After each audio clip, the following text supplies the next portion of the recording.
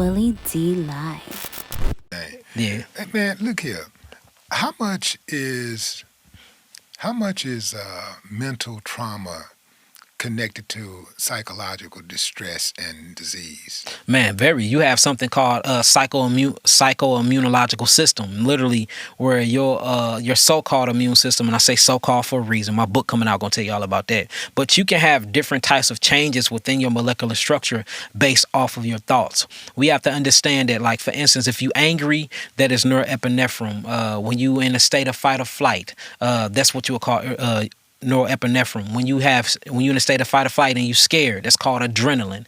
When you're in love, your love chemistry is called oxytocin. That's your binding love hormone. When you're happy, that's called dopamine. When you're hungry, that's called serotonin. So when you look at any type of psychological chemicals in the body, because there's no thought that doesn't release a chemical through the body, you can measure these things. So it's showing you that having a certain thought can have a physical change on your biology, even having a belief system. It was many studies shown that people, like for instance in India, people go to these medicineless hospitals, have the belief of them healing themselves, and they heal themselves. It was another scientific study done here in the Americas. It was called the placebo effect, where they will give you a sugar pill, act like it's some type of chemotherapy or some type of drug, and just because you believe in the European doctor so much, this doctor have so much powerful influence over your psyche, they can give you a pill that is 100% sugar and tell you that it's going to work, and you go home and you take those sugar pills and all your symptomologies go away.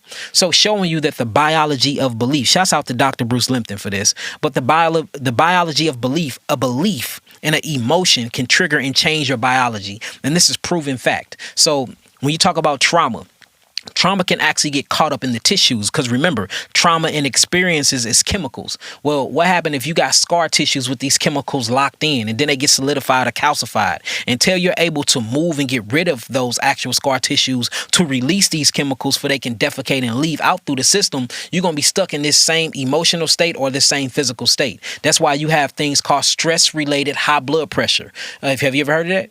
Think about it's actually called it's called work hypertension, where people will be at home and their blood pressure will be normal, and then the moment that they go to work, their blood pressure shoot up to 10 to 20 points based off the high stress environment or where they put their psychological thought set, showing you that the psyche and trauma has a direct effect on not only the biology but the functionality of your cells, man. So what you're saying is very true. You can think certain thoughts to make you sick, and you can think certain thoughts to make you healed. You can think certain thoughts to make you angry and pissed off.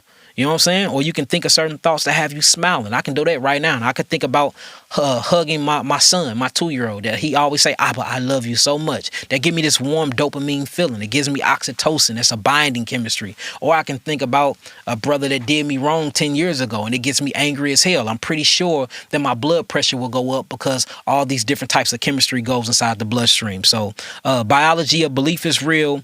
Traumatic experiences and emotions, or what you'll call energy and emotions, have a chemical effect on the tissues that make up your body.